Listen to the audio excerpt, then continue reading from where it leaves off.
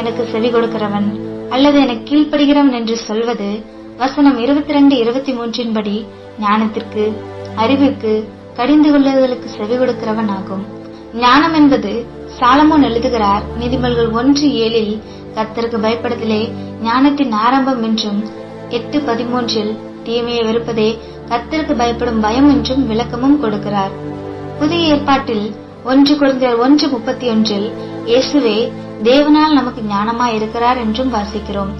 நீதிமொழிகள் 1:23 படி என் கடிந்து கொள்ளுதலுக்கு திரும்புங்கள், இதோ என் ஆவியை உங்களுக்கு அருளுவேன், என் வார்த்தைகளை உங்களுக்கு தெரிவிப்பேன் என்றும், இன்னும் சொல்ல போனால் கொலோசியர் 2:3 படி இயேசுவுக்குள் ஞானம், அறிவு என்பவைகளாகிய பொக்கிஷங்கள் எல்லாம் அடங்கியிருக்கிறது.